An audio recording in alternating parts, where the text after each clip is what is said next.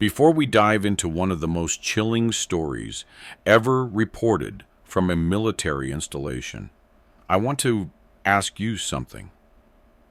If you're watching this video at 2 a.m. alone in your room, you might want to turn on some lights. Seriously. And then, hey, if you enjoy these kinds of real military encounters with the unexplained, do me a favor, hit that like button and subscribe to the channel. It really helps us bring you more of these documented cases. Now, whether you're watching this on a cold winter morning with your coffee or late at night when everyone else is asleep, just know that what you're about to hear actually happened. This isn't fiction. These are real events reported by real soldiers stationed at one of the most remote military bases in North America. The year was 2009, and winter in Alaska wasn't just cold. It was the kind of cold that turns your breath to as crystals before it even leaves your mouth. The kind of cold that makes metal brittle and flesh numb in seconds. For the soldiers stationed at Fort Greely, Alaska, this was just another rotation in one of the harshest environments the U.S. military operates in. But what started as a routine cold weather training exercise would turn into something that still defies explanation to this day. This is the smoke pit. And this is the true story of frozen screams. Fort Greely sits roughly 100 miles southeast of Fairbanks, buried deep in the Alaskan interior, where winter temperatures regularly drop to 60 below zero. The base was originally established during World War II and has served various purposes over the decades, from cold weather testing to missile defense operations. It's the kind of place where nature constantly reminds you that humans aren't supposed to be there. The kind of place where the wind doesn't just blow, it screams through the gaps in buildings and tears at exposed skin like broken glass. In January 2009, a specialized cold weather training unit was conducting operations in the northern section of the base. This wasn't some weekend warrior National Guard unit. These were active duty soldiers specifically trained for Arctic warfare, men who knew how to survive and fight in conditions that would kill most people in hours. The unit consisted of roughly 30 soldiers divided into 3 squads, each tasked with establishing patrol bases and conducting reconnaissance exercises across a 20-square-mile training area. Sergeant First Class David Gale had been in the Army for 14 years. He'd done tours in Iraq and Afghanistan, earned a combat infantryman badge, and more than a few close calls with death. But nothing in his experience had prepared him for what his squad would discover on the 3rd day of the exercise. The temperature that morning was negative 47 degrees Fahrenheit. The sky was that peculiar shade of gray that happens in the Arctic winter. Not quite dark, but nowhere near light. A perpetual twilight that messes with your sense of time and sanity. Gale's squad of 8 soldiers was conducting a patrol along a frozen creek bed, moving slowly through knee-deep snow, their breath coming in short, controlled bursts that immediately crystallized and fell to the ground like tiny diamonds. "Keep your intervals," Gale called out, his voice muffled by the balaclava covering most of his face. "Peterson, you're drifting too far left." Private First Class Jake Peterson adjusted his course, the crunch of his boots in the snow the only response. Radio communication was kept to a minimum. In temperatures this extreme, even speaking was a calculated risk. Every breath you took was moisture you were losing, moisture your body desperately needed to keep functioning. They'd been moving for approximately 3 hours when specialist David Clark, who was walking point, suddenly raised his fist. The entire patrol froze. In the military, a raised fist means one thing: stop immediately and maintain silence. Something was wrong. Gale moved forward carefully, closing the distance between himself and Clark without making unnecessary noise. Even in deep snow, a well-trained soldier can move surprisingly quietly.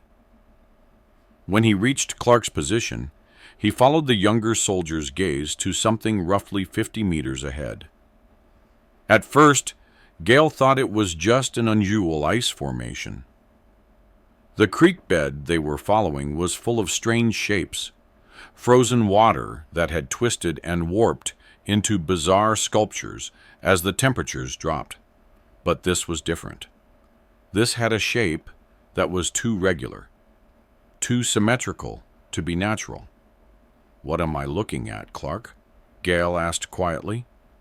"I think it's a person, Sergeant." Gale pulled out his binoculars, the cold metal burning his fingers even through his gloves.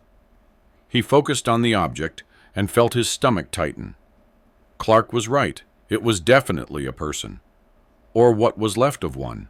The figure was standing upright, or more accurately, frozen upright in the ice. The creek bed at this point was roughly 6 feet deep, and the body was positioned in such a way that only the upper torso and head were visible above the surface of the surrounding snow. What made it particularly unsettling was the expression frozen on the person's face, a wide open mouth as if they'd been screaming, eyes staring up at nothing, hands raised above the ice line, as if they'd been trying to claw their way out. "Jesus Christ," Gale muttered. "Clark, get Lieutenant Morrison on the radio. Tell him we've got a possible dead body. Grid coordinates to follow." While Clark made the radio call, Gale moved closer to the frozen figure, the rest of the squad maintaining security around the perimeter. As he approached, more details became clear. The person was wearing what looked like old military gear, maybe 1950s or 60s era, though it was hard to tell with the thick layer of ice covering everything. The uniform was definitely U.S. military, though. That much was certain. "Sergeant Gale, this is Morrison. Say again your last transmission?" The lieutenant's voice crackled over the radio. Clark handed Gale the handset. "Morrison, this is Gale. We've got what appears to be a frozen body in the creek bed at Grid November, Whiskey 73459 Car2. Looks like it's been here a while, possibly decades. Recommend we halt operations and get CID up here." CID, the Criminal Investigation Command, was the Army's version of detectives. There was a pause on the other end. "Copy that, Gale. Hold your position. I'm notifying base operations now. Do not, I repeat, do not disturb the scene. Secure the area and wait for further instructions." "Roger that, sir." Gale handed the radio back to Clark and took another long look at the frozen corpse. Something about it bothered him, something beyond the obvious horror of finding a dead body in the middle of nowhere. The position of the hands, the expression on the face, everything about it suggested this person had died in absolute terror, trying desperately to escape from something. All right, listen up, Gale called to his squad. We're establishing a security perimeter around this location.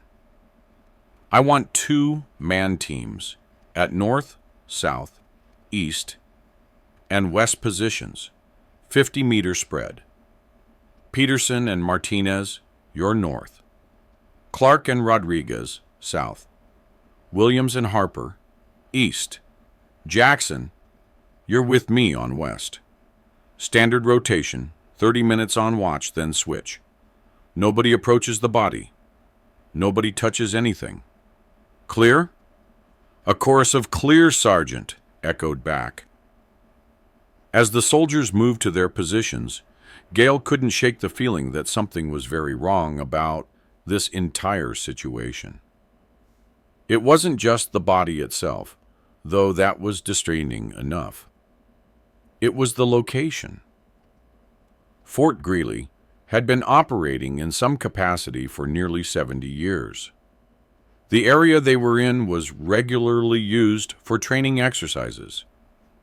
How had nobody found this body before now? And why did it look so perfectly preserved, so recent, despite clearly being decades old? The sun, what little of it existed at this latitude in January, began its brief arc across the southern horizon. In Alaska's interior during winter, you got maybe 4 or 5 hours of twilight that could generously be called daylight. The rest was darkness, cold, and absolute. Gale's radio crackled. "Gale, this is Morrison. CID is en route with a referee team. ETA approximately 2 hours. How's your squad holding up?" "Cold but operational, sir. No changes to report." "Copy. Keep me updated." Morrison out.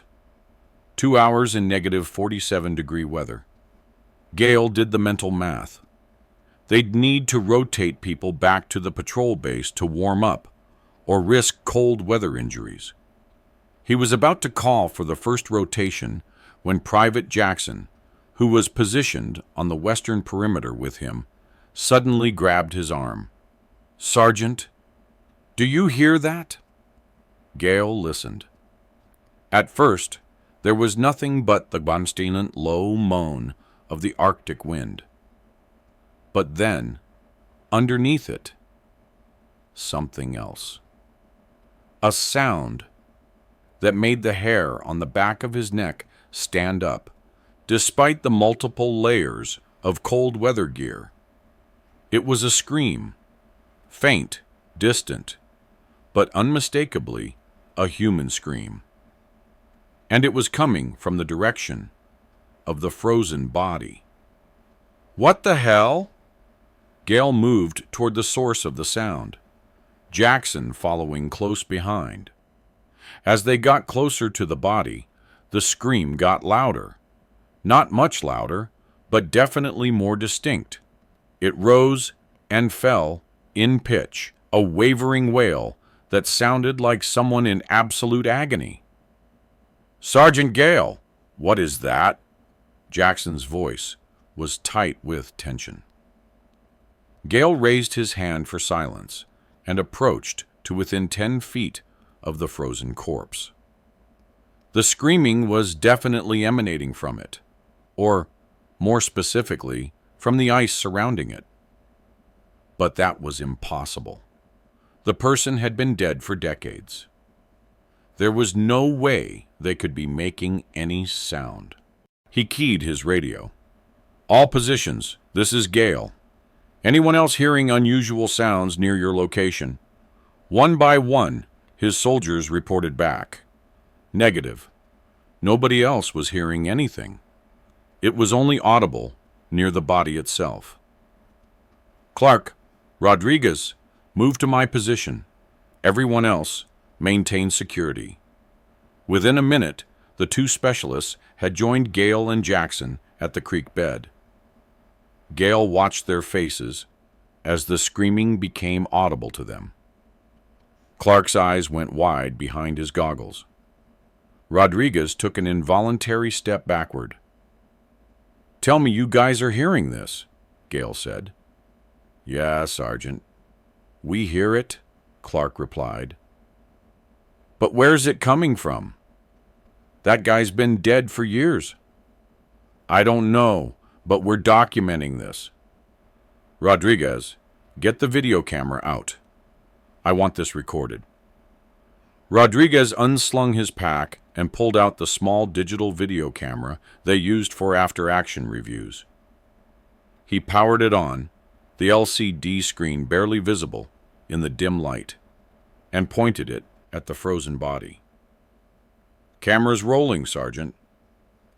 Gale moved closer, positioning himself so he'd be in frame. "This is Sergeant First Class David Gale, 3rd Battalion, 509 Infantry Regiment. Date is January 17th, 2009. Time is approximately 14:30 hours. We are at grid coordinates, November Whiskey, 73459B2 on Fort Greely, Alaska. We have discovered what appears to be human remains, frozen in the creek bed. Age of the remains is unknown, but estimated to be several decades old, based on the style of uniform visible. At this time, we are experiencing an unexplained auditory phenomenon." He paused, listening. The screaming continued, that same rising and falling wail. "The sound appears to be emanating from the ice surrounding the remains, though the source is unknown. The sound has been consistent for approximately 5 minutes. We are awaiting arrival of CID and recovery personnel." Rodriguez moved closer with the camera, getting detailed shots of the body from multiple angles. As he did, the screaming suddenly changed. It got louder, more urgent, and seemed to shift in pitch to match Rodriguez's movements. When he moved left, the pitch went down. When he moved right, it went up. "Sergeant, it's reacting to the camera," Rodriguez said, his voice shaking slightly. "Keep filming. Document everything." For the next 10 minutes, they tested this phenomenon. Every time Rodriguez moved the camera closer to the boy, the screaming intensified. When he pulled back, it diminished. When he aimed the camera at different parts of the frozen corpse, the pitch changed. It was as if the sound was somehow aware of being observed, responding to their presence. "This is insane," Clark muttered. "This can't be real." But it was real. They could all hear it, and now it was being documented on video.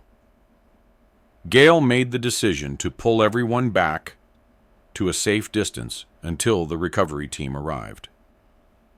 Whatever this was, it was beyond their training and pay grade. As they withdrew to their perimeter positions, Gale noticed something else.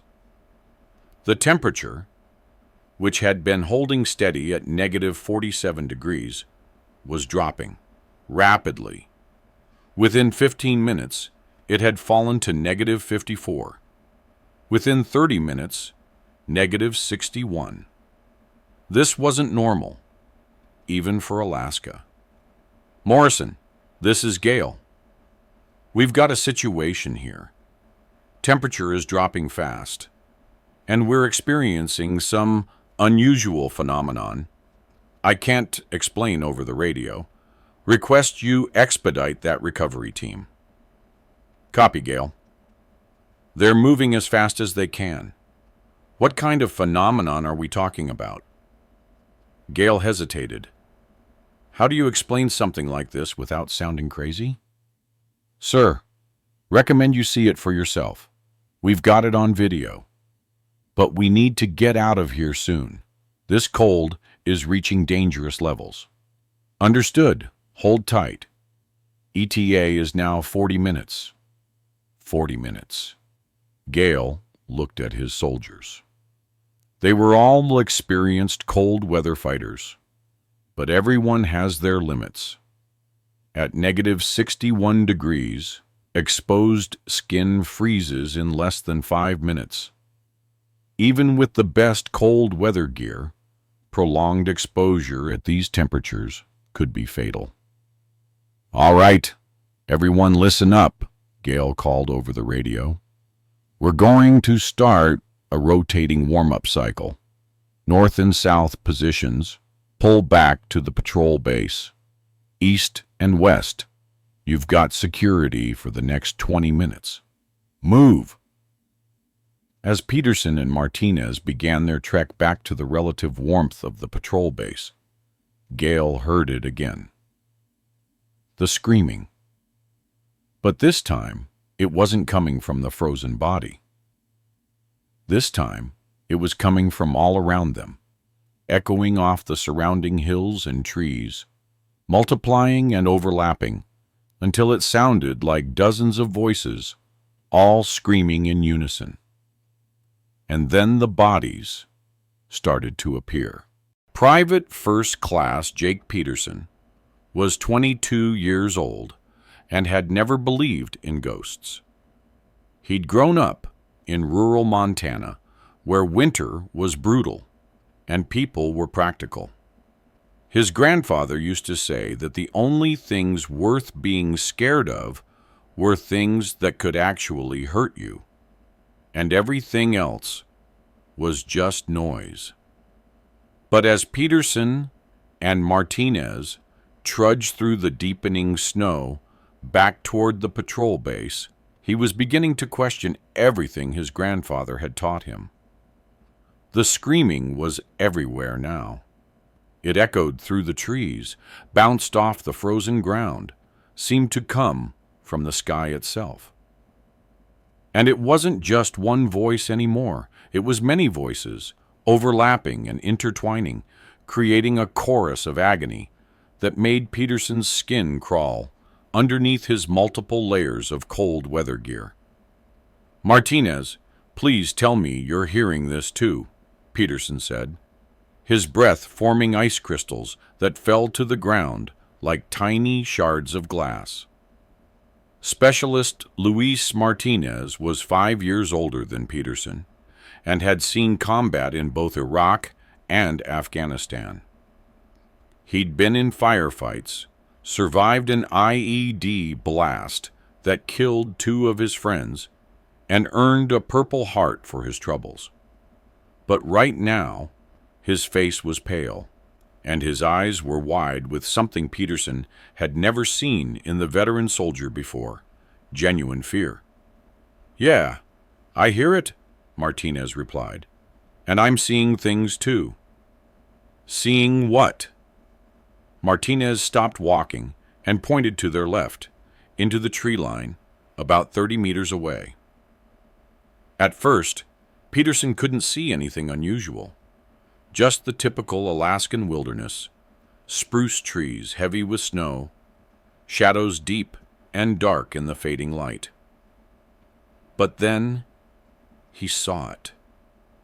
A figure, standing perfectly still among the trees. At this distance, and in this light, it was hard to make out details, but the silhouette was unmistakably human. "Is that one of our guys?" Peterson asked, though he already knew the answer. All of their squad members were accounted for. "No. And look, there's another one." Peterson followed Martinez's gaze and spotted a second figure, this one closer, maybe 20 meters away. It was standing in a small clearing, completely motionless. And as Peterson's eyes adjusted, he realized with growing horror that the figure was covered in ice. Not wearing ice-covered clothing, but actually encased in ice, like a statue carved from frozen water. "We need to get back to base," Martinez said quietly. right now.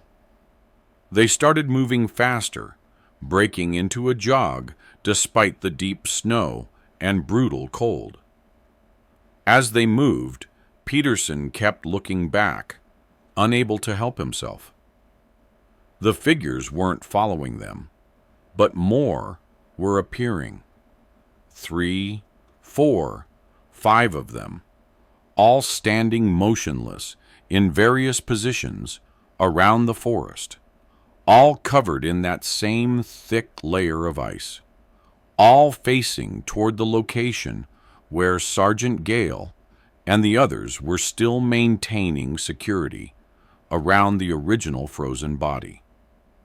Back at the creek bed, Gale was experiencing the same phenomenon. Through the trees, through the gathering darkness, he could see them. Frozen figures, dozens of them, appearing silently, out of nowhere, and just standing there. Some were in military uniforms, others in civilian clothes. Some looked recent, their features clearly visible through the ice. Others were older, their forms more distorted, like they'd been frozen and refrozen over many years until they were barely recognizable as human. "Sergeant, what the hell is happening?" Jackson's voice was tight with barely controlled panic. Gale didn't have an answer. He'd been in the military long enough to know that sometimes you encounter situations that don't have easy explanations. But this was beyond anything in his experience. This was something that shouldn't be possible, and yet here it was, happening right in front of him. "Clark, Rodriguez, Jackson, close on my position. We're consolidating the perimeter." The 3 soldiers moved quickly to Gale's location, forming a tight defensive circle. They could all see the figures now, surrounding them on all sides. The screaming had changed too. It was no longer just aimless wailing. Now, it seemed to have a rhythm to it, a cadence that was almost like words, though in no language any of them recognized.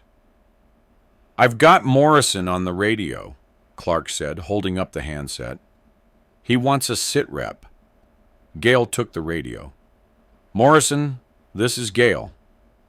We have multiple unknown contacts surrounding our position. They appear to be frozen human forms, origins unknown. The auditory phenomenon has intensified and is now coming from multiple directions. Request immediate extraction for my element." There was a long pause on the other end. Gale could hear muffled voices, people talking urgently in the background. Finally, Morrison came back on. "Gale, say again. Did you say frozen human forms?" "Affirmative, sir. Multiple frozen bodies have appeared around our perimeter. They're not moving, but they're definitely there. We've got them on video." Another pause. "Gale, the recovery team is en route. ETA is 20 minutes. Can you hold that long?" Gale looked at his soldiers. They were scared. He could see it in their eyes, but they were holding it together. 20 minutes. They could do 20... "Affirmative, sir. We'll hold." "Good. Do not engage these contacts. Maintain defensive positions and wait for extraction. Help is coming." Gale handed the radio back to Clark and pulled out his own weapon, an M4 rifle that he'd carried for so many years it felt like an extension of his own body.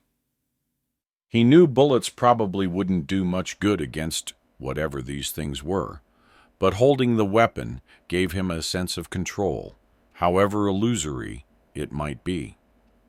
"Everyone keep your weapons at the ready," he ordered. "Watch your sectors. If anything moves toward us, You call it out loud and clear. The minutes dragged by like hours. The temperature continued to drop, now reading negative 67 degrees on Gale's thermometer. At these temperatures, even breathing was dangerous. Each inhalation burned the lungs. Each exhalation stole precious body heat. They were all starting to shiver despite their cold weather gear, the kind of deep bone-shaking shiver that signaled the early stages of hypothermia. And the frozen figures kept multiplying. What had started as a handful was now dozens, maybe even hundreds. They filled the forest as far as Gale could see, an army of ice-encased corpses, all standing in perfect silence, except for that constant, terrible screaming that seemed to come from everywhere and nowhere at once. Rodriguez had kept the camera rolling, documenting everything. The footage would be shaky, unclear, in the fading light. But it would be proof that this was real, that they weren't all suffering from some kind of mass hallucination brought on by the extreme cold. "Movement!" Jackson suddenly called out. 10 o'clock? 50 meters. Gale snapped his rifle toward the direction Jackson had indicated. One of the frozen figures was moving. Not walking exactly, but sliding across the snow as if being pulled by invisible strings. It was coming toward them, slowly but inexorably, its ice-covered face expressionless, its frozen eyes staring at nothing. "Hold your fire," Gale commanded. "Do not engage unless it poses an immediate threat." The figure continued its approach, getting closer and closer. 30 meters, 20 meters, to 10 meters. Gale could see it clearly now. It was a soldier, wearing a World War II-era uniform. The fabric, so old, it was almost completely rotted away. The ice covering its body was thick, maybe 3 or 4 inches, and through it Gale could see frozen flesh, gray and lifeless. And then it stopped, just stopped, moving, 5 meters away from their position, and stood there. The screaming, which had been constant for the last hour, suddenly cut off. The silence that followed was somehow worse than the noise had been. It was the silence of a held breath, of something waiting to happen. "Sergeant," Clark whispered. "Its mouth is moving." Gale looked closer. Clark was right.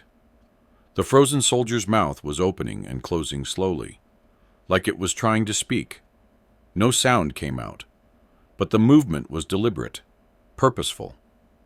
Gale found himself leaning forward, straining to see if he could somehow read the dead man's lips, figure out what it was trying to say. That's when the ice on the soldier's face began to crack. Small fractures at first, appearing around the eyes and mouth, but spreading quickly across the entire surface. And as the ice broke apart and fell away in chunks, Gale saw that underneath, the flesh wasn't gray and dead. It was pink, fresh. The soldier's eyes, which had been frozen and clouded, suddenly became clear and focused. They locked onto Gale with an intensity that made him take an involuntary step backward. And then it screamed. Not the distant wailing they'd been hearing for the past hour, but a real scream, loud and immediate, and filled with such raw terror that it seemed to bypass Gale's ears and go directly into his brain. The soldier's mouth opened impossibly wide, wider than any human mouth should be able to open, and the scream just kept coming, kept getting louder and louder, until Gale was sure his eardrums would burst. The other soldiers were screaming too now, covering their ears, backing away. Rodriguez dropped the camera. Clark fell to his knees. Jackson was firing his rifle, the crack of gunfire barely audible over the terrible screaming, bullets punching through the frozen soldier's torso, but having no effect whatsoever. And then, as suddenly as it had started, it stopped. The soldier's mouth closed. The light faded from its eyes. The flesh turned gray again, and a fresh layer of ice rapidly formed over its entire body, covering it completely in seconds. It stood there, once again just another frozen corpse, as still and silent as when they'd first seen it. Gale's ears were ringing. His heart was hammering in his chest. His hands were shaking so badly he could barely hold his rifle. Around him, his soldiers were in various states of shock. Jackson was still pointing his rifle at the frozen soldier, finger on the trigger, ready to fire again. Clark was on the ground, hands still covering his ears. Rodriguez had crawled several feet away and was vomiting into the snow. "Gale, this is Morrison. We heard gunfire. What's your status?" The radio crackled to life, the lieutenant's voice tight with concern. Gale fumbled for the handset, his cold, numbed fingers barely able to grip it. "We're okay. We're okay. We had contact with one of the frozen entities. It became active. We're still holding position, but we need immediate extraction. How far out is that recovery team?" "They're 5 minutes away. The Chinook is inbound to your location now. Can you hold 5 more minutes?" 5 minutes. Gale looked at his soldiers, at the hundreds of frozen figures surrounding them in the darkening forest, at the original corpse in the creek bed, which had started this entire nightmare. Could they hold 5 more minutes? "Affirmative, sir. We'll be ready for extraction." He moved to each of his soldiers, checking on them, making sure they were still functional. Jackson was solid, still scared, but in control. Clark had recovered from his initial shock and was back on his feet. Rodriguez was the worst off, still shaking badly, but he nodded when Gale asked if he could move. "All right, listen to me," Gale said, gathering them close. "That helicopter is going to be here in 5 minutes. When it lands, we move fast. Grab your gear, grab the camera, and get on that bird. Don't look back. Don't stop for anything.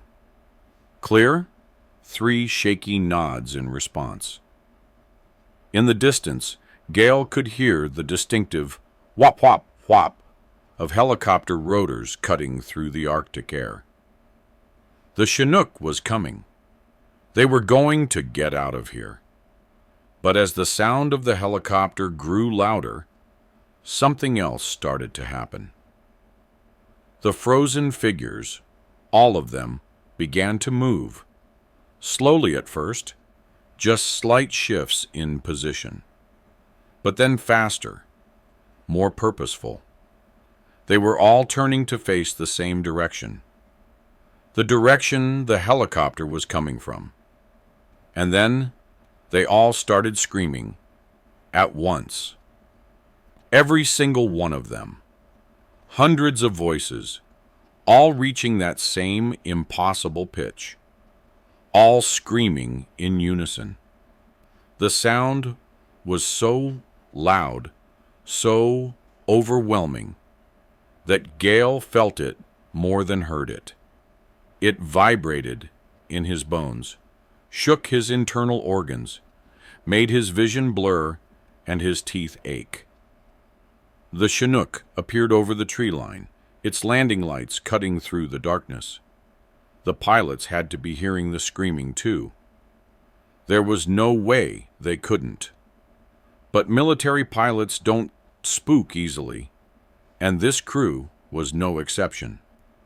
The big helicopter descended toward the clearing near the creek bed, its rotor wash kicking up huge clouds of snow, its turbines screaming to be heard over the chorus of frozen voices. "Move! Move! Move!" Gale shouted, grabbing Rodriguez and physically hauling him toward the landing zone. Jackson and Clark followed close behind, all of them running as fast as they could through the deep snow. The Chinook touched down, its rear ramp already lowering. Gale could see the crew chief waving them forward, urging them to hurry. They covered the last 50 meters in what felt like slow motion, every step an effort, every breath burning, the screaming continuing without pause. They reached the helicopter and scrambled up the ramp. Gale did a quick head count. 4 soldiers, all accounted for. He turned to signal the crew chief they were ready for takeoff. That's when he saw Peterson and Martinez. They were coming out of the tree line on the far side of the clearing, running hard, waving their arms. Behind them, sliding through the snow with that same unnatural movement, was a mass of frozen figures. Not just a few, but dozens of them, all moving in unison, all reaching out with frozen hands toward the 2 fleeing soldiers. "We've got 2 more coming in," Gale shouted to the crew chief over the roar of the engines. "Hold the bird." The crew chief nodded and relayed the message to the pilots. Peterson and Martinez were closing fast, but so were the frozen figures. It was going to be close. 75 meters, 50 meters, 25 meters. The frozen figures were right behind them now, so close that Gale could see the ice crystals glinting in the helicopter's lights. Peterson reached the ramp first, practically diving onto it. Martinez was 2 steps behind him. And then one of the frozen figures grabbed Martinez's leg. Martinez screamed, not from fear, but from pain. The frozen hand that grabbed his leg felt like it was burning, like someone had pressed a red, hot iron against his skin through his pants. He looked down and saw fingers encased in ice, clamped around his calf with impossible strength. Where the hand touched him, his pants were already crystallizing, ice spreading rapidly across the fabric like a living thing. "Help! It's got me!" Martinez shouted, trying to pull free. But the more he struggled, the tighter the grip became, and the ice continued to spread. It was on his boot now, creeping up his leg, and where it touched his skin, he could feel his flesh going numb. Gale didn't think. He lunged forward, grabbed Martinez under the arms, and pulled with everything he had. Jackson joined him, and together they hauled the specialist toward the helicopter. The frozen figure held on, refusing to let go, and for a moment it felt like they were in a grotesque tug-of-war, with Martinez as the rope. "Shoot it!" Gale yelled. "Shoot the damn thing."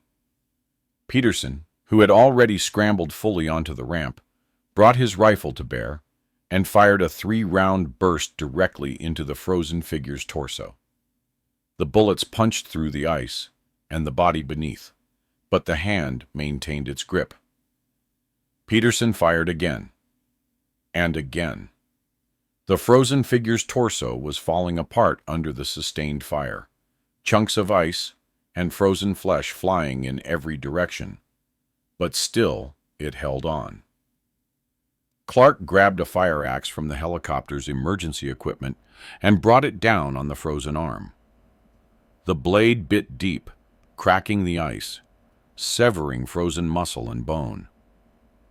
One more swing, and the arms separated from the body completely. The frozen figure collapsed backward into the snow, but its severed hand remained clamped around Martinez's leg. "Get him in! Get him in!" the crew chief shouted. Gale and Jackson pulled Martinez fully onto the ramp, the peppered frozen hand still attached to his leg. The crew chief hit the button to raise the ramp, and the Chinook lifted off before it had fully closed. Through the gap, Gale could see the clearing below, filled with frozen figures, all reaching upward toward the helicopter. Their mouths open in screams he could no longer hear over the roar of the turbines. "We need to get this thing off him." Jackson was trying to pry the frozen fingers loose, but they wouldn't budge. The ice had spread up Martinez's leg past his knee now, and his pants were rigid, frozen solid. Worse, Martinez had stopped screaming. His face was pale, his breathing shallow. "He's going into shock," Gale said. "Clark, get the first aid kit. Crew chief, how long to base?" 7 minutes, Sergeant," the crew chief shouted back.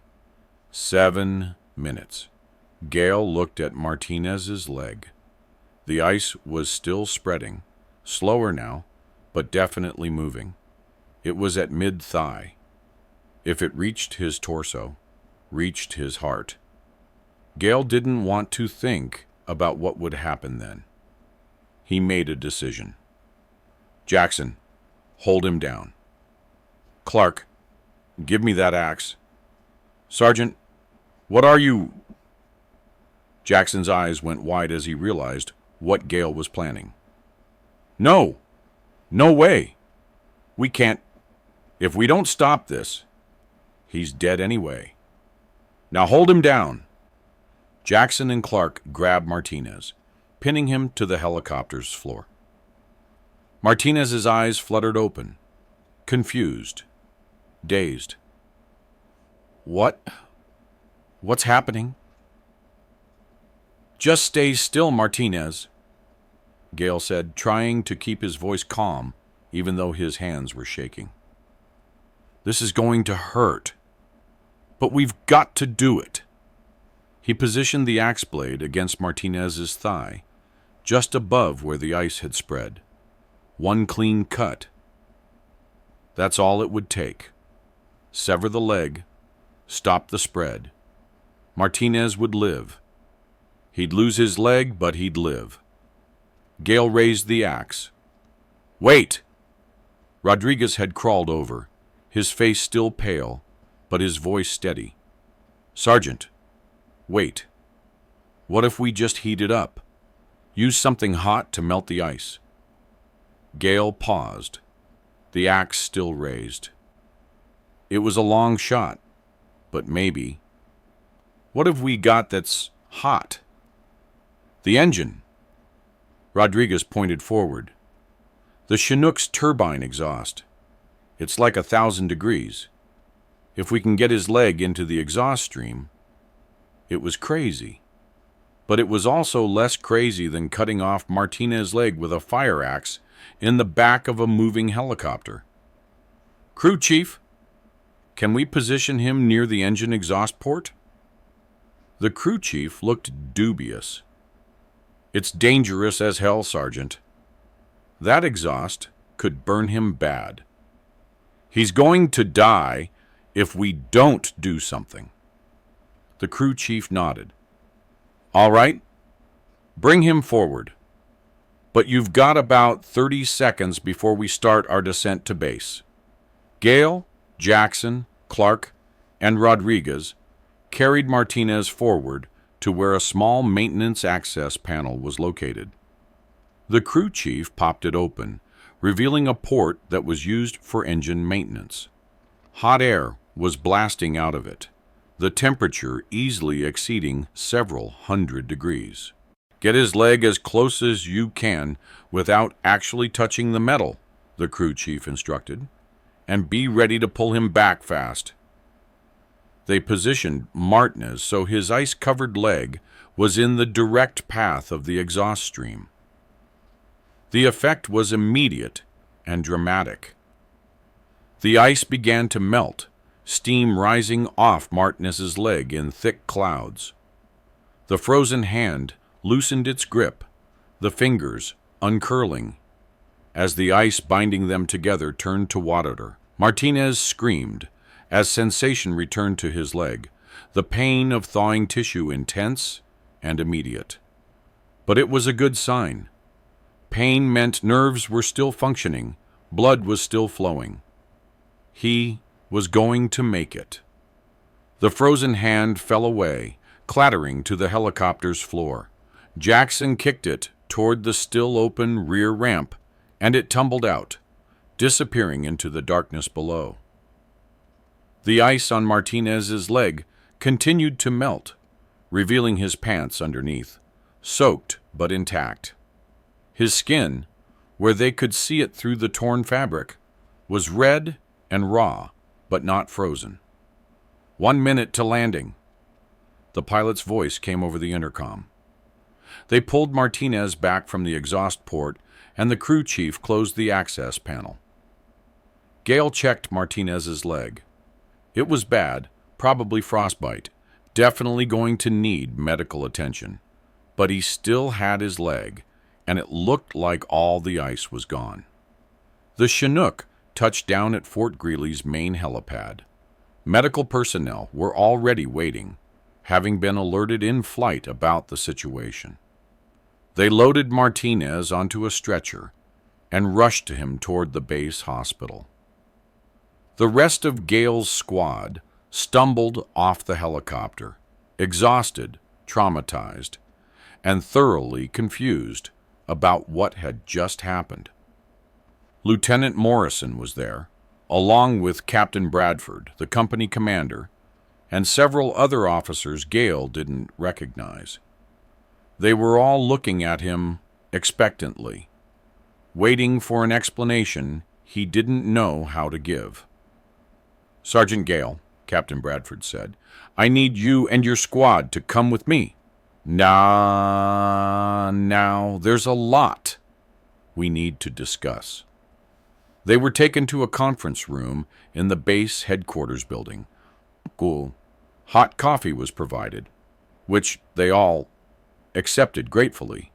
Their cold weather gear was taken away for examination. The video camera Rodriguez had been using was confiscated immediately. "I want to know exactly what happened out there," Captain Bradford said once they were all seated.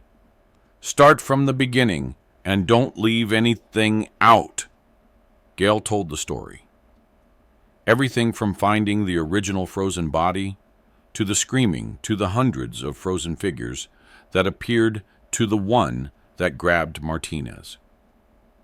As he talked, he watched the faces of the officers. Some looked skeptical. Some looked concerned. But nobody looked particularly surprised, and that bothered Gale more than anything else. "Captain, can I ask you something?" Gale said when he'd finished his account. "Go ahead, Sergeant." "You don't seem shocked by any of this. Why?" Captain Bradford exchanged glances with the other officers. There was a long pause, the kind of pause that happens when people are deciding how much truth to tell. Finally, the captain spoke. "Because you're not the first to report something like this. Fort Greely has a history with phenomena like what you experienced. We've had reports going back decades.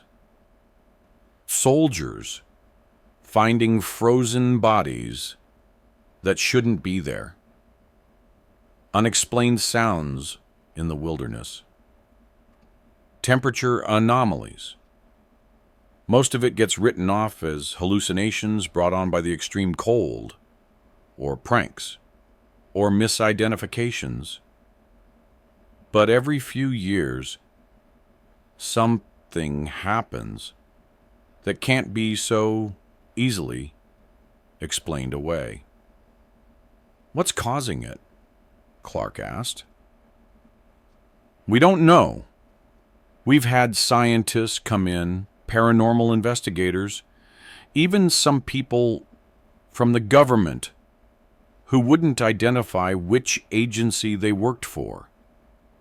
Nobody has a definitive answer. The prevailing theory is that it has something to do with the permafrost. The permafrost? Gale said. How? Captain Bradford pulled out a file folder and opened it. Inside were photographs, dozens of them, showing frozen bodies in various locations around Fort Greely. Some looked recent. Others were clearly very old, judging by the style of uniforms and equipment visible. Fort Greely sits on what geologists call an ancient permafrost formation. The ground here has been frozen solid for thousands of years, maybe tens of thousands. Over that time, a lot of people have died in this region. Native peoples, Russian explorers, American soldiers, civilians. When someone dies in extreme cold, their body can be preserved remarkably well, frozen in whatever position they died in, sometimes for centuries.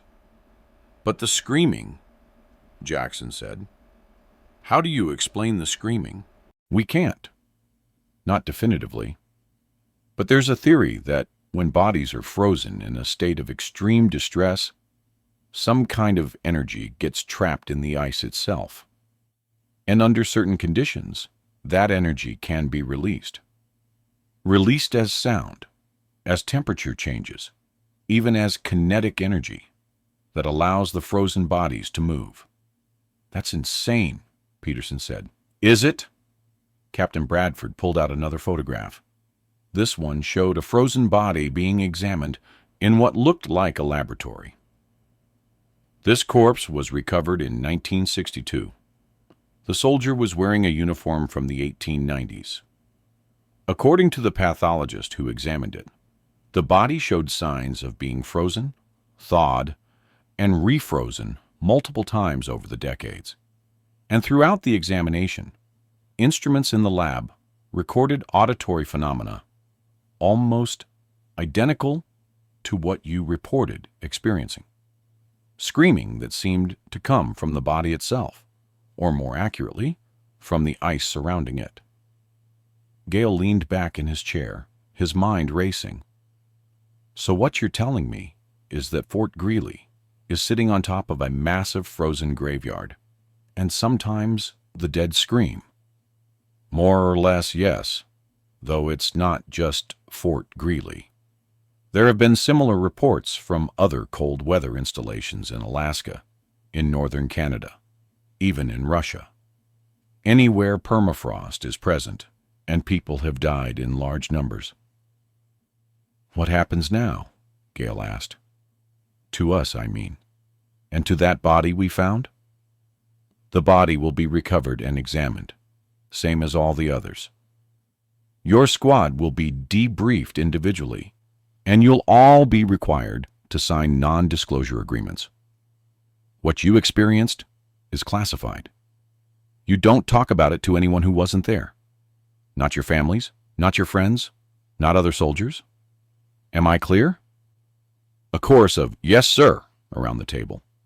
Good. Now I know this has been traumatic for all of you. You're being given 3 days of recovery time. No duties, no training. I want you all to talk to the base psychologist. Make sure you're handling this okay mentally. After that, we'll see about getting you reassigned to a different training area. I don't think any of you want to go back to that creek bed anytime soon. That was an understatement. Gale never wanted to see that place again as long as he lived. The meeting broke up, and Gale and his squad were escorted to their barracks. It was only when Gale was finally alone in his room, sitting on his bunk in the quiet darkness, that the full weight of what had happened really hit him. They'd encountered something that shouldn't exist, something that defied rational explanation. And according to Captain Bradford, it wasn't even unique. This was happening all over the Arctic regions, and had been happening for decades.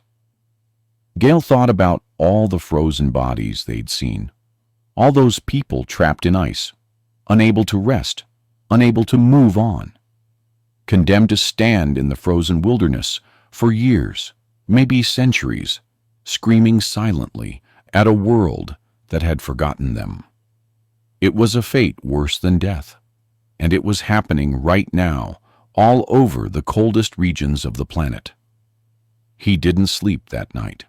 Every time he closed his eyes, he saw that World War II soldier's face, saw its mouth opening impossibly wide, heard that terrible scream. And he wondered how many others were out there right now, frozen in the permafrost, waiting for someone to find them, waiting to scream. The next morning, Gale visited Martinez in the base hospital. The specialist was awake, his leg bandaged heavily, but still attached. The doctor said he'd have some permanent nerve damage and would need months of physical therapy. But he'd make a full recovery. He'd keep his leg. "Hey, Sergeant," Martinez said weakly. "Thanks for not chopping my leg off." Gale smiled despite everything. "Rodriguez gets the credit for that one. He's the one who thought of the exhaust idea. Remind me to buy him a beer when we get out of here." "Will do." Gale pulled up a chair and sat down. "How are you feeling?" "Besides the leg, I mean." Martinez was quiet for a moment. "Honestly, I'm freaked out, Sergeant. I keep thinking about that hand, the way it grabbed me, the way the ice spread. What would have happened if you guys hadn't gotten me on that helicopter in time? But we did. That's what matters."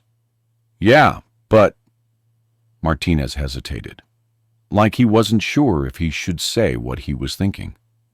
"Sergeant, when that thing grabbed me, just for a second before the pain started, I felt something, or heard something, I'm not sure which. It was like a voice, inside my head, and it was begging me to help it." Gale felt a chill run down his spine. What did it say? Gale didn't have an answer for that. The thought was too horrifying to contemplate. But deep down, he suspected Martinez was right. The screaming wasn't random. It wasn't just some residual energy trapped in ice. It was people, or what was left of people, crying out in desperation for someone to end their frozen nightmare. And that meant somewhere in the vast, frozen wilderness of Alaska.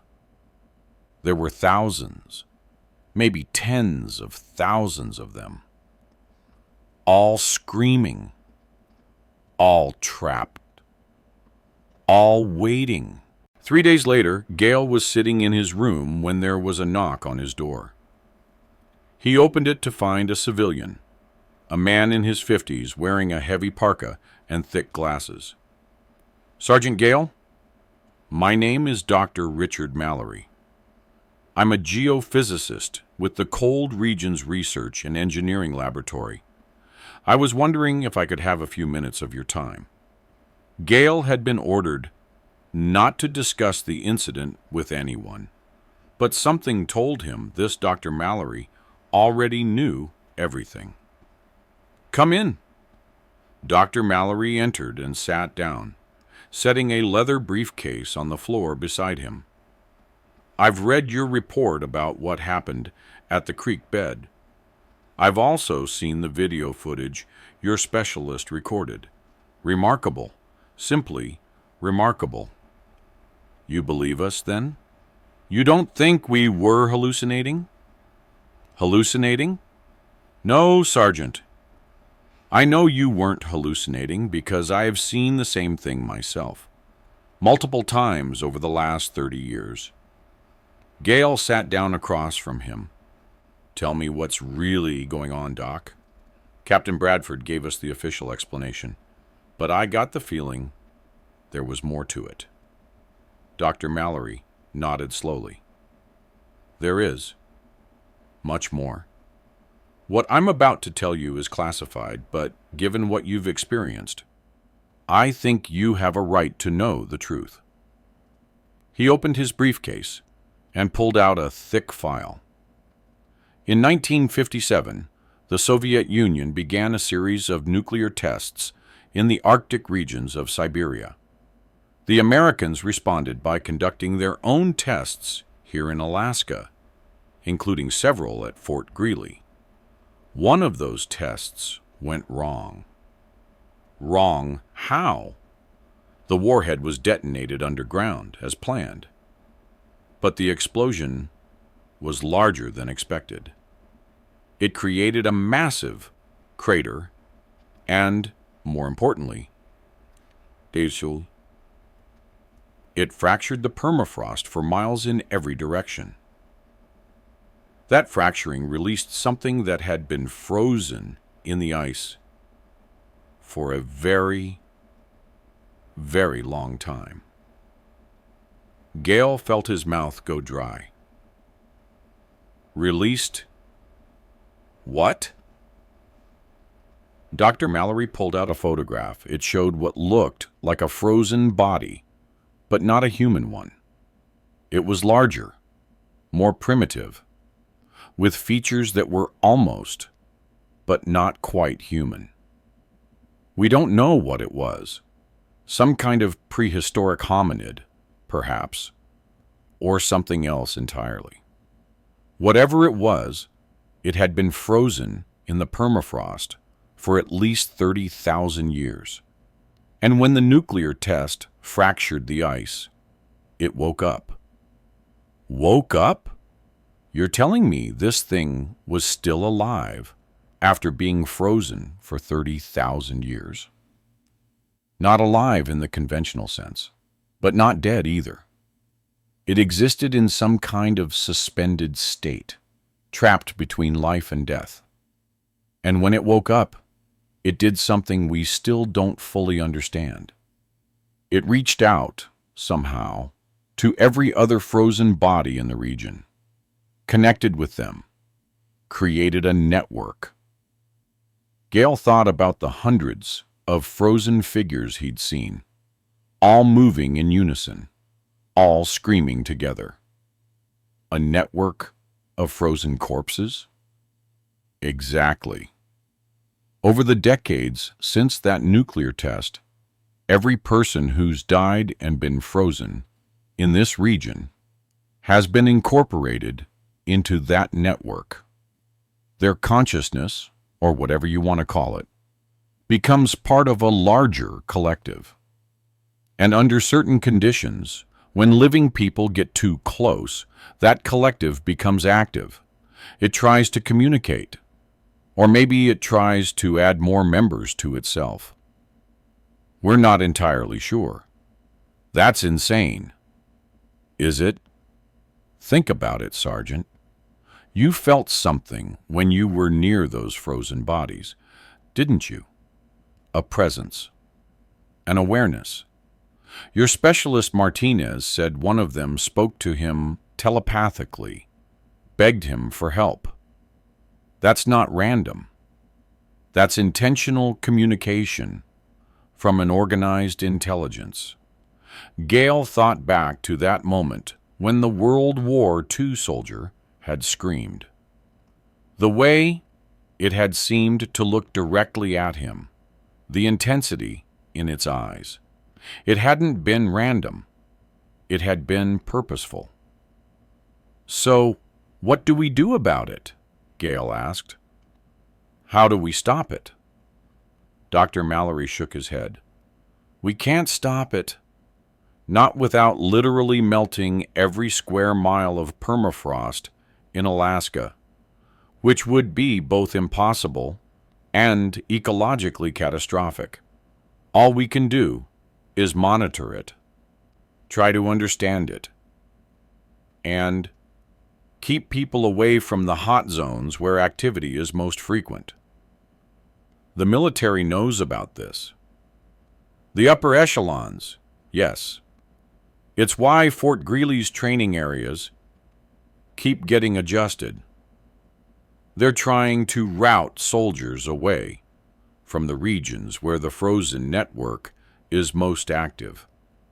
But it's not always possible. The network is spreading. Every year, more bodies are added to it, more frozen consciousness joining the collective. And eventually, if the trend continues, the entire Arctic region could be one massive frozen consciousness. Millions of preserved bodies, all connected, all aware, all screaming to be freed from their icy prison. The thought was almost too big to comprehend. There's got to be something we can do. Dr. Mallory was quiet for a long moment. There might be. One theory is that if we could somehow put the original entity back to sleep, the one that started all of this, the network might collapse, break apart, allow all those trapped consciousnesses to finally rest. Where is this original entity? That's the problem. We don't know. It was recovered after the nuclear test in 1957, but during transport to a research facility, the convoy carrying it was caught in a blizzard. The transport vehicle slid off the road and went into a ravine. By the time recovery teams reached the site, the creature was gone, just disappeared into the wilderness. It's been out there for over 50 years now, and despite extensive searches, we've never found it. Gail stood up and walked to the window, looking out at the snow-covered landscape of Fort Greely. Somewhere out there, buried under the ice and snow, was something ancient and terrible, and it was growing stronger every day. "Why are you telling me all this?" Gail asked him. "Because I think you and your squad might be uniquely positioned to help. You've been exposed to the network. You've experienced direct contact with the frozen entities. That means you're attuned to them now, in a way most people aren't. If anyone could find the original entity, it might be you. You want us to go looking for this thing? I want you to consider it. There's a small team of researchers and military personnel who have been working on this problem for years. They could use someone with your experience and skills. And if you're successful, if you can find the original entity and somehow neutralize it, you could potentially free thousands of trapped consciousnesses, end their suffering. Gail thought about Martinez's words in the hospital, the voice begging for help. "Please don't leave us here, please." Could he really turn his back on that? Could he just go on with his military career, knowing that there were people out there trapped in a frozen nightmare, begging for someone to end it? "I'll need to talk to my squad, Tom," Gail said finally. "This isn't a decision I can make alone." "Of course. Take your time, but don't take too long. Every winter, more people die in the cold. More bodies are added to the network. The window for stopping this is closing. Dr. Mallory stood up, gathered his files, and headed for the door. He paused with his hand on the doorknob. "One more thing, Sergeant. If you do decide to join us, understand that this is dangerous.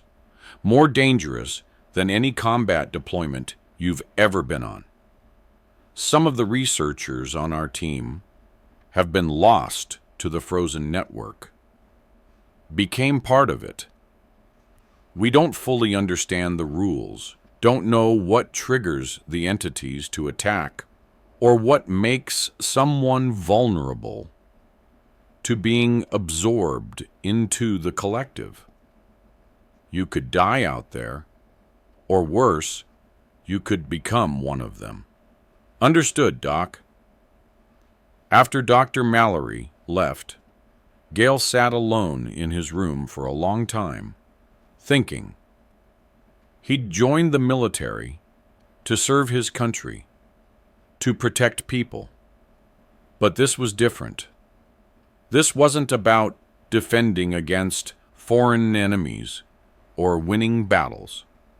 This was about something much older, much stranger, and potentially much more important. He thought about all those frozen faces, all those open mouths screaming silently across the Arctic wilderness. People who had died alone in the cold, whose bodies had been preserved by the very thing that killed them, who were now trapped in some kind of collective consciousness they never asked to be part of. It wasn't right. It wasn't fair. And if there was even a chance he could do something about it, didn't he have a responsibility to try? Over the next 2 days, Gale spoke with each member of his squad individually. Clark was immediately interested, saying he felt like they'd been given knowledge they couldn't just ignore. Jackson was more hesitant, but ultimately agreed, saying someone had to do something and it might as well be them. Rodriguez took the longest to decide, but finally said yes, on the condition that they made a real effort to find the original entity, not just more research and monitoring. Peterson surprised everyone by being the most enthusiastic, claiming he wanted to understand what had happened to them, and this was the only way to get answers. Martinez, still recovering in the hospital, took the longest to convince. But when Gale explained Dr. Mallory's theory about the original entity and the possibility of freeing all the trapped consciousnesses, Martinez became quiet and thoughtful. Finally, he said, "That voice I heard, Sergeant. The one begging for help. I can't get it out of my head. If there's a chance we can help those people, help end their suffering, then I'm in. Even if it means I never fully recover from this leg injury. Some things are more important."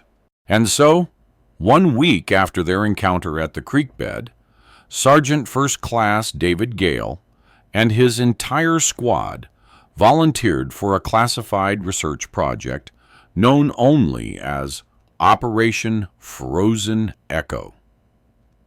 They were transferred from their regular unit to a small secretive group operating out of a remote facility on Fort Greely's northern boundary. The team was led by Dr. Mallory and consisted of 6 other researchers, 4 military personnel with various specialties, and now Gale's squad. Their mission: to map the extent of the frozen network, understand how it operated, and ultimately locate and neutralize the original entity that had started it all. It would take them into some of the most remote and dangerous terrain in Alaska.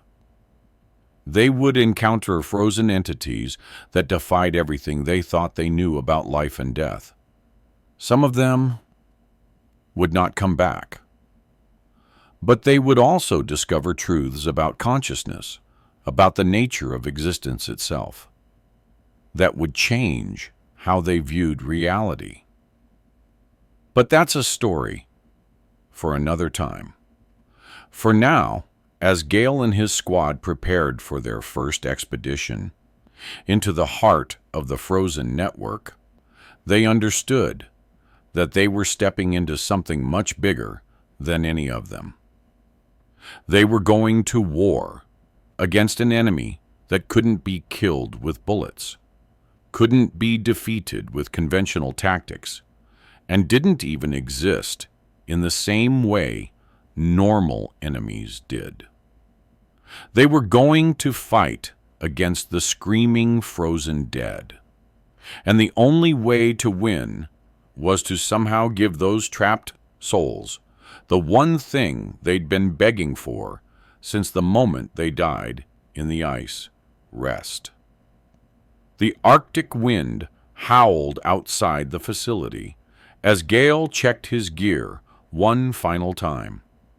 Somewhere out there, buried under miles of snow and ice, the original entity was waiting. And somewhere out there, thousands of frozen consciousnesses were screaming their silent pleas into the void, hoping that someone, anyone, would hear them and set them free. Gale intended to be that someone. He'd made a promise to those voices, to Martinez, to himself. He would find the original entity. He would end the frozen network. Or he would die trying. Because some missions are worth more than your own life. And saving thousands of trapped souls from an eternity of frozen suffering. That was one of them. As he walked out into the Arctic night, heading toward the transport vehicle that would take them to their first expedition site, Gale looked up at the stars. They were brilliant, in the clear, cold sky, unchanged and unchanging. Somewhere up there, the universe continued on, indifferent to the small dramas of frozen corpses and desperate soldiers playing out on one frozen planet. But down here, on the ground, in the ice and snow and bitter cold, something impossible was happening. The dead were not resting, and it was up to the living to give them peace. The vehicle's engine roared to life. Gale climbed in, joining his squad. They all looked at him, waiting for orders, waiting for him to tell them what to do next. "All right," Gale said, his breath fogging in the cold air. "Let's go find ourselves a prehistoric frozen monster and put it back to sleep. How hard can it be? Despite everything, despite the fear and the uncertainty and the knowledge that they might not all come back from this, his squad laughed, because sometimes, when facing the impossible, laughter is the only weapon you have left. The vehicle pulled out of the facility and headed north, into the darkness, into the frozen wilderness, where the dead still screamed and the living dared to answer. And somewhere out there, buried deep in the permafrost, something ancient stirred. Something that had been waiting for over 50 years. Waiting for someone brave enough or foolish enough to come looking for it. The hunt for the frozen echo had begun. If you've made it this far, thank you for watching.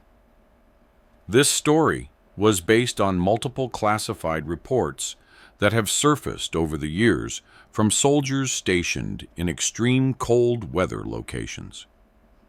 While the specific events described here are a compilation and dramatization of various accounts, the core phenomenon frozen bodies producing sounds and exhibiting unexplained movement has been reported numerous times from Arctic military installations around the world. The U.S. military officially denies any knowledge of such phenomena, attributing reports to cold weather-related hallucinations and stress. But the soldiers who've experienced it know differently. They know that something strange happens in the frozen places of the world, something we don't yet understand. If you enjoyed this story, please hit that like button and subscribe for more real military encounters with the unexplained. Share this video with someone who loves military mystery stories. And if you have your own story to share, leave it in the comments below. Until next time, stay warm out there. And if you ever find yourself stationed in the Arctic, maybe don't go investigating strange frozen bodies. Just a thought. This has been the Smoke Pit. Stay safe.